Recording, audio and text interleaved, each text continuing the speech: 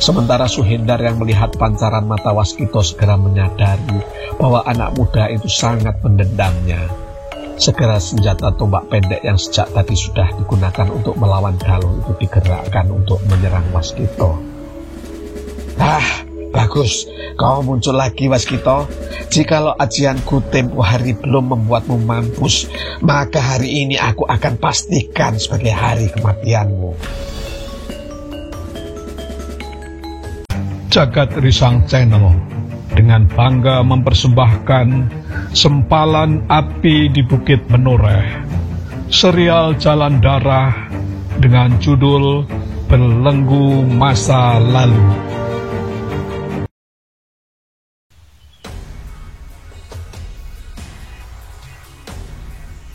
Luka Waskito ternyata cukup parah dan bahkan mengancam jiwanya. Selama 2 hari kesadarannya naik turun dan bahkan pada hari ketiga ia benar-benar pingsan tidak sadarkan diri. Ketika lamat-lamat kesadarannya muncul kembali, yang pertama kali dirasakannya adalah tubuhnya yang sakit hampir di semua bagian. Sedemikian sakitnya sehingga bahkan untuk menggerakkan sedikit lengannya saja ia merasa kesulitan. Belakangan ia baru menyadari bahwa seluruh tubuhnya dilumuri obat yang terbuat dari daun dan akar-akaran yang ditumbuk. Ia layaknya sosok lemah yang tidak mampu melakukan hal kecil apapun. Agaknya serangan uap panas itu juga mengandung hawa beracun meskipun tidak terlalu tajam. Dalam ketidakberdayaan itu, pikiran Waskito mulai dapat mengingat semua kejadian. Betapa kecerobohan dan kebodohannya membuatnya lengah dan terkena ajian pamungkas dari Suhendar yang merupakan kawan Raden Haluang. Di manakah aku saat ini? Dan benarkah Galuh yang telah menyelamatkan dan membawaku ke sini? Pertanyaan itu melingkar-lingkar dalam benak Waskito. Seiring berjalannya waktu, kesadaran dan ingatan Waskito mulai pulih lebih cepat. Sekujur tubuhnya masih terasa lemah dan sakit, akan tetapi ia mulai bisa memilah-milah bagian-bagian tubuh mana yang bila digerakkan tidak menimbulkan rasa sakit dan nyeri yang berlebihan. Apalagi ternyata ia dalam perawatan seorang tabib yang meskipun umurnya sudah tua, akan tetapi gerakannya masih gesit dan terampil. Setiap kali Waskito ingin mengajukan pertanyaan, tabib itu selalu meletakkan jari telunjuknya di bibir Waskito sambil berdesis perlahan. Jangan berbicara dulu, Ger. Meskipun racun di tubuhmu tergolong lemah, akan tetapi jika kau terlalu banyak berbicara, apalagi bergerak, maka masa kesembuhanmu akan semakin lama. Aku hanya menyediakan diriku di sini hingga pekan depan dan berharap kau sudah sembuh sebelum kepergianku, berkata tabib yang wajahnya dipenuhi gurat-gurat ketuaan itu.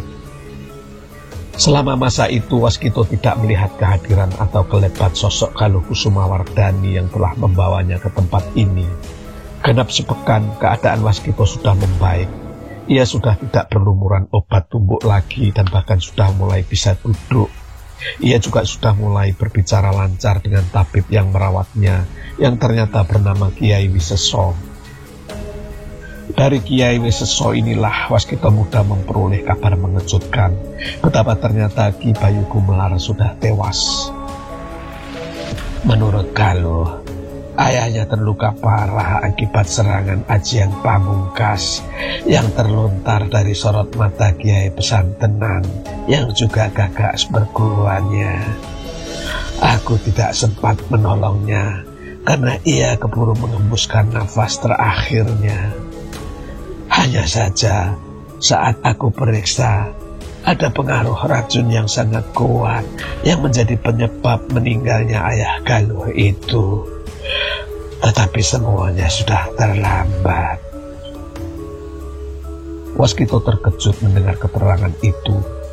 Katanya dengan agak tergagap, "Tetapi Kiai, kami tidak mengenal atau menggunakan racun dalam keseharian maupun dalam ilmu kami."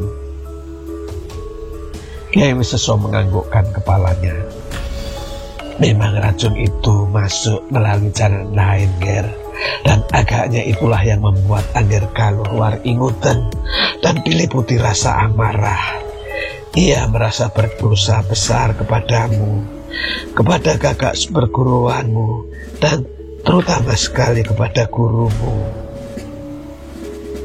Selanjutnya Kiai Wiseso bercerita betapa racun yang diderita Ki Bayu Gumelar ternyata mirip dengan racun yang ada di senjata kujang milik Galuh Kusumawardhani. Padahal racun itu diperoleh dari Raden Haluang yang merupakan anak dari sahabat dekat Ki Bayu Gumelar.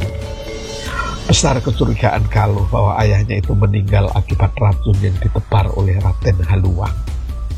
Saat itu Raden Haluang memang sedang meninggalkan tempat persembunyian mereka di Wonosobo untuk menemui salah seorang kerabatnya yang bernama Suhendar. Jadi hingga saat ini Raden Haluang belum mengetahui bahwa ayah Galuh itu sudah meninggal, atau bisa jadi ia sudah memperkirakannya. Galuh lalu pergi untuk menyusul dan menyelidiki Raden Haluang. Ternyata ia kembali sambil membawa tubuh Waskito yang terluka parah. Untunglah mereka semua sudah bergeser ke tempat baru yang agaknya akan tidak mudah ditemukan oleh Raden Haluang itu. Waskito mendengarkan semua cerita itu dengan dada berdentangan. Kebenciannya kepada Galuh dan ayahnya sedikit mengendap manakala mendengar nasib yang dialami adik seperguruannya itu. "Maaf Kiai, di manakah Galuh sekarang?" bertanya Waskito kemudian. Kiai Wiseso tidak langsung menjawab, melainkan mengambil sebuah kotak yang sejak lama sudah diletakkan di bawah kolong amben. Waskito terperanjat karenanya. Dalam sekilas pandang, ia segera mengenali bahwa kotak itu adalah tempat penyimpanan kitab dan pusaka milik Kiai pesantrenan gurunya. Sambil mengangsurkan kotak itu kepada Waskito, Kiai Wiseso berkata dengan nada yang cukup jelas, "Inilah titipan dari Galuh untuk Mungger, kitab dan pusaka perguruan pesantrenan. Melalui aku, ia ingin menyampaikan permohonan maaf yang sebesar-besarnya atas kesalahan yang telah ia perbuat selama ini. Ia malu untuk menemui Angger Waskito saat ini. Akan tetapi, ia berjanji begitu tugas dan tanggung jawab yang diembannya selesai, maka ia akan menghadap ke pesantrenan untuk menerima hukumannya." Hati Waskito seperti teraduk-aduk mendengar kisah tentang Galuh. Dari Kiai Wiseso, Waskito mengetahui bahwa Ibunda Galuh adalah wanita yang dulu pernah menjadi rebutan antara gurunya dengan Ki Bayu Gumelar. Hanya saja sebagaimana wataknya selama ini, Kiai pesantrenan cenderung mengalah dan mundur manakala mengetahui bahwa saudara angkatnya itu juga mencintai wanita yang sama. Entah cerita apa yang disampaikan Ki Bayu Gumelar kepada Galuh anaknya itu, sehingga ia begitu membenci dan tega mengkhianati gurumu. Aku kira Galuh telah menerima banyak sekali keterangan palsu yang membuatnya bersikap seperti sekarang. Kalau aku boleh saran, Ger, janganlah kau memusuhi Galuh. Ia justru lebih patut untuk dikasihani, berkata Kiai Wiseso dengan suara bersungguh-sungguh. Cukup banyak cerita tentang Galuh Kusumawardhani yang didengar Waskito dari orang yang ternyata adalah sepupu jauh dari Ibunda Galuh itu. Esok paginya, Kiai Wiseso justru terlebih dahulu berpamitan, meskipun sebenarnya Waskito belum pulih total. Aku minta maaf tidak bisa menungguimu lebih lama, Ger. Ada sebuah janji yang harus aku tunaikan di penghujung purnama ini, sehingga sekarang aku harus pergi. Akan tetapi, keadaan tubuhmu sudah hampir pulih sepenuhnya. Aku meninggalkan beberapa ramuan dan obat yang harus kau makan dalam waktu 3 hari ke depan, berkata Kiai Wiseso sebelum meninggalkan tempat ini. Aku harap kau tetap tinggal di sini hingga keadaanmu benar-benar pulih, Ger. Tempat ini dinamakan Bukit Menjangan, tetapi sesungguhnya sudah tidak ada lagi binatang itu di sini. Juga hampir tidak ada orang yang mendaki ke sini, karena selain jauh dan terpencil, di sini orang tidak akan menemukan apapun. Sementara kau pasti aman di sini. Setelahnya, terserah yang akan Angger lakukan. Mudah-mudahan kau mau memaafkan Galuh dan keluarganya. Beberapa pesan Kiai Wiseso diingat oleh Waskita, sehingga akhirnya keduanya berpisah. Waskita sempat membuka kotak kayu yang berisi kitab dan pusaka pesantenan. Semuanya masih utuh dan tidak ada yang hilang. Agaknya Galuh sempat curiga akan niat buruk Raden Haluang, sehingga pusaka ini terlebih dahulu disembunyikan, berkata Waskita dalam hati. Aku juga harus segera pergi dan menyelamatkan pedang Kiai Sokayana. Mudah-mudahan tidak seorang pun yang mencurigainya. Tiba-tiba saja Waskita bergegas ingin segera meninggalkan tempat ini. Dirasakannya bebannya kini semakin bertambah berat, yaitu selain melindungi kitab pusaka pesantenan, ia juga masih harus mengambil dan membawa pusaka pedang Kiai Sokayana. Meskipun pusaka itu bukan miliknya, akan tetapi jika pusaka itu jatuh kepada Raden Haluang, maka Waskita akan merasa sangat bersalah. Maka setelah merasa tubuhnya sudah pulih, Waskita memutuskan untuk meninggalkan Bukit Menjangan itu dan berjalan menuju utara. Ia sudah memutuskan untuk secepatnya mengambil pedang Kiai Sokayana terlebih dahulu sebelum kemudian langsung pulang ke Pasantenan. Waskita masih kepikiran tentang kondisi kesehatan gurunya maupun kakak seperguruannya yang saat ia tinggalkan masih dalam kondisi kritis. Lewat tengah hari, Waskita sudah berada di sisi utara kota Wonosobo. Di sisi ini ia menuju sebuah pategalan yang terbengkelai yang letaknya ada di pinggir sebuah sungai kecil yang airnya terus mengalir. Meskipun tanah di sini terbilang subur, akan tetapi di pategalan ini banyak terdapat batu-batu besar sehingga sangat sulit untuk ditanami singkong atau ubi-ubian dan semacamnya. Dengan cekatan Waskita memanjat sebuah pohon sawo yang batangnya menjulang cukup tinggi. Berhubung tidak ada kenalan atau orang yang dipercayainya di kota kecil ini, Waskita memang telah menyimpan pusaka pedang Kiai Sokayana itu dengan mengikatnya di cabang teratas pohon sawo ini. Di tempat ini tidak ada orang yang curiga dan tidak ada pula binatang yang mengganggu keberadaannya. Waskita menarik nafas lega manakala mengetahui bahwa pusaka itu masih ada di tempatnya sebagaimana semula. Diambilnya pedang pusaka itu dan diikatkannya tali pusaka itu pada punggungnya agar mudah membawanya. Entah bagaimana pendapat guru dan Kakang Sasongko mendengar kabar tentang keluarga Galuh nanti, juga tentang pusaka Kiai Sokayana ini, apakah kami punya hak untuk memilikinya? Beragam pikiran lalu lalang di benak Waskita. Ketika memutuskan untuk turun dari pohon sawo itu, tiba-tiba pandangan Waskita yang menyapu ke arah seberang sungai menangkap adanya 3 titik kecil yang saling bergerak dengan cepatnya. Ketika Waskita mencoba menajamkan pandangannya, baru disadarinya bahwa titik-titik itu adalah 3 orang manusia yang saling bertarung. Nampaknya seorang harus berjuang mati-matian melawan 2 orang lawan yang terus menyerangnya. Sebenarnya aku tidak ingin terlibat yang bukan urusanku. Sedapat mungkin aku hanya akan melihat dan jika bisa segera pulang ke Pasantenan menengok keadaan guru dan Kakang Sasongko. Mrs. Waskita dalam hati. Akan tetapi jiwa muda dan sifat ingin tahunya membuat Waskita penasaran. Dari ketinggian dan jarak yang cukup jauh ini, ia tidak bisa mengenali ketiga orang yang saling bertarung itu. Ia lalu merosot turun dan kemudian merayap mendekat dengan sikap hati-hati. Sebenarnya lah, saat itu di seberang sungai sedang terjadi pertarungan antara 3 orang yang terlibat. Ketiga orang itu adalah Galuh Kusumawardhani yang dikeroyok oleh Suhindar dan salah seorang kawannya yang Waskita belum pernah melihatnya. Meskipun tidak sehebat Suhindar, Akan tetapi kawannya ini mampu mengisi kekosongan-kekosongan Suhindar sehingga semakin menyulitkan Galuh. Bertarung satu lawan satu saja belum tentu Galuh mampu menundukkan Suhindar yang kemampuannya sangat tinggi. Apalagi kini ia harus melawan 2 orang. Suhindar yang bersenjatakan tombak pendek itu mengurung Galuh dengan tusukan dan putaran yang seolah tidak pernah terputus.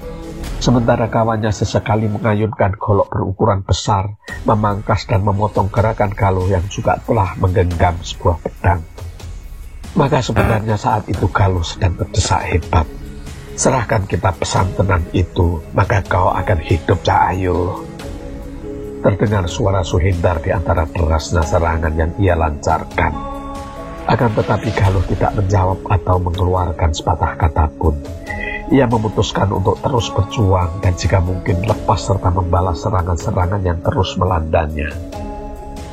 Waskita melihat betapa kecepatan gerak yang merupakan kelebihan Galuh saat itu sangat membantu menyelamatkannya. Beberapa kali dalam keadaan terpojok, Galuh ternyata masih mampu membuat gerakan-gerakan mendadak di luar perkiraan lawan. Keuletan dan kecepatan geraknya seringkali membuatnya lolos dari mara bahaya. Hanya saja Suhindar yang memang jeli dan berkemampuan tinggi semakin lama bisa membaca gerakan Galuh itu. Meskipun gerakannya rumit, tetapi ada pola yang terbentuk setiap kali Galuh melepaskan diri dari serangannya. Maka tekanan Suhindar semakin keras diikuti oleh seorang kawannya yang bertindak untuk menutup gerakan Galuh. Keadaan Galuh kali ini benar-benar layaknya telur di ujung tanduk. Saat itu sempat terjadi perang batin dalam diri Waskita muda. Ada keinginan untuk tidak perlu terlibat dan meninggalkan tempat ini begitu saja. Akan tetapi di saat terakhir, matanya sempat menatap wajah Galuh yang selain dipenuhi peluh, juga memancarkan kemarahan dan rasa putus asa yang tidak dapat tersalurkan karena keadaannya yang sangat terdesak itu. Bahkan dalam gerak terakhirnya, Waskita bisa menduga bahwa Galuh sengaja akan membentur serangan Suhindar sebagai upaya untuk mati bersama Sampyuh. Bagaimanapun juga, Galuh adalah adik seperguruan yang telah sekian lama ada di mimpi-mimpinya. Ia memang telah durhaka dan berkhianat, akan tetapi ia juga telah menyelamatkan selembar nyawanya. Maka sekejap kemudian, terdengar sebuah ledakan petir di langit yang sangat dahsyat. Sedemikian dahsyatnya ledakan itu yang disusul pula suara bergemuruh layaknya batu padas yang berguguran dari lereng bukit pegunungan. Kejutan itu memang hanya sesaat, akan tetapi yang sesaat itu telah menyelamatkan Galuh dari lubang jarum. Seiring kesadaran Suhindar yang menyadari bahwa ledakan ini hanyalah tipuan semu di pendengaran dan pandangannya semata, saat itu pula Waskita telah berdiri tepat di hadapannya. "Kakang Waskita," terdengar jerit lirih suara Galuh. Waskita seperti tidak mendengar panggilan Galuh itu. Ia sepenuhnya menghadap Suhindar dan bersiap untuk memulai sebuah pertarungan. Dengan tatapan tajam dipandanginya wajah Suhindar yang ternyata adalah orang yang tidak segan berbuat curang. Sementara Suhindar yang melihat pancaran mata Waskita segera menyadari bahwa anak muda itu sangat mendendamnya. Segera senjata tombak pendek yang sejak tadi sudah digunakan untuk melawan Galuh itu digerakkan untuk menyerang Waskita. Bagus, kau muncul lagi Waskita. Jikalau ajianku tempo hari belum membuatmu mampus, maka hari ini aku akan pastikan sebagai hari kematianmu. Agaknya Suhindar cukup kesal dengan pola Galuh yang sedemikian liat dan ulet. Maka kemunculan Waskita semakin membuatnya marah. Tanpa banyak cakap lagi, ia melakukan sebuah serangan meskipun kedua tangan Waskita itu tidak memegang sebuah senjata apapun. Tombak pendek itu berkeredepan mematuk seluruh bagian tubuh Waskita. Terkadang ia memutar tangkai tombak pendek itu sehingga serangan yang melanda layaknya pukulan sebuah tongkat besi yang suaranya mendengung keras membelah udara. Tetapi dalam sebuah gerakan yang sangat cepat, tombak pendek itu kembali berputar sehingga kembali ujungnya yang runcing itulah yang mengancam, menusuk, bahkan membelah tubuh lawan. Waskito yang sudah bersiaga sepenuhnya tidak berani mengabaikan serangan-serangan berbahaya itu. Ia tidak mau lengah lagi dan berniat melayani Suhindar dengan sepenuh hati. Ia bergerak mundur untuk menghindar sambil merencanakan sebuah perlawanan. Tiba-tiba hati Waskito bergetar. Selama ini ia memang belum mempunyai senjata khusus dalam sebuah pertarungan. Gurunya memang mengajarkan pemakaian berbagai jenis senjata, akan tetapi tidak mengkhususkan harus menggunakan senjata jenis apa. Maka dengan tanpa pertimbangan lebih jauh, Waskito segera melolos pedang yang tersampir di punggungnya. Sebuah pedang pusaka yang bobotnya hampir puluhan kali lipat berat pedang pada umumnya. Waskito yang sudah menggenggam pedang pusaka itu selama beberapa hari bisa dengan cepat menyesuaikan besarnya tenaga yang dibutuhkan untuk menggerakkan pedang pusaka itu dengan gerakan cepat dan tanpa ragu. Sebelum lawannya menyadari keadaan lebih lanjut, Waskito bergerak maju, menyongsong dan menangkis serangan Suhindar yang melanda dengan dahsyatnya itu. Terdengar suara menderu-deru serta dentingan tajam berkali-kali. Senjata-senjata itu telah beradu tanpa terhindarkan lagi. Disusul kemudian suara keluhan tertahan dan terlemparnya sebuah tombak pendek serta robohnya sesosok tubuh ke samping. Tombak pendek Suhindar telah terpotong pada ujungnya sebanyak 2 kali dengan mudahnya. Dalam keterkejutan yang sangat, Suhindar juga harus merelakan pinggangnya dibabat oleh pedang lawannya yang mampu memotong tombaknya layaknya sebuah pisau tajam memotong batang pelompong. Mata Suhindar terbelalak dan berwarna kemerahan. Dilihatnya pedang pusaka yang ada di tangan Waskito yang kini ujungnya telah berlumuran darahnya. "Kiai Sokayana," ucapnya lemah sambil tubuhnya terkulai. Waskito berdiri termangu-mangu di hadapan tubuh Suhindar, dadanya berdegup kencang. Kehebatan pusaka Kiai Sokayana telah mengejutkannya. Ia memang meyakini bahwa pusaka ini terbuat dari besi pilihan, sehingga ia berani membentur tombak pendek milik lawannya. Tidak dinyana, di tangan Waskito, arus ayunan pusaka Kiai Sokayana itu mampu menimbulkan suara menderu-deru, bahkan anginnya saja telah mampu menyibakkan semua yang ada dalam garis serangannya. Tak pelak Suhindar yang tidak menyadari bahwa yang di tangan Waskito adalah pusaka Kiai Sokayana terperanjat bukan kepalang. Sebelum terbentur, tombak pendeknya seperti tersisih dari sasarannya lalu terbabat dengan mudahnya. Keberhasilan menjatuhkan Suhindar dalam gerakan satu babak itu justru membuat Waskito seperti tidak percaya. Suhindar yang mempunyai kemampuan yang sedemikian tinggi ternyata harus roboh tanpa sempat membangkitkan ajian pamungkasnya, sebagaimana dulu ia melukai Waskito.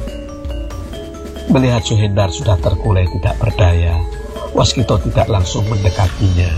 Ia berdiri di tempatnya sambil memilang-miling pusaka pedang Kiai Sokayana yang ada dalam genggamannya.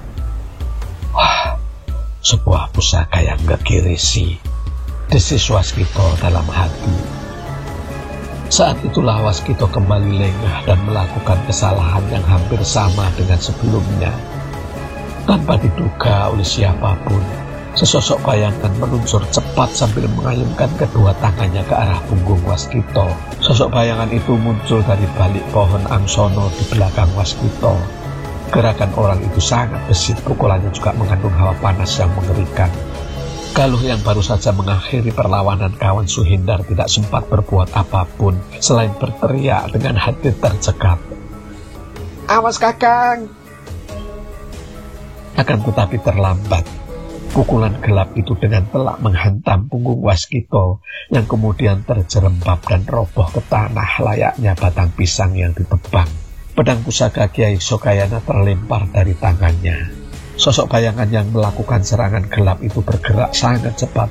Ia melompat mendekat, bukan untuk melakukan pukulan penghabisan pada Waskito, melainkan untuk memungut pedang Sokayana yang tergeletak di atas tanah dan langsung melesat meninggalkan arena pertarungan. Akan tetapi langkahnya terhenti manakala ia merasakan udara seperti terbelah, menyusul meluncurnya sebuah kujang yang terbang membidik tubuhnya dari arah samping.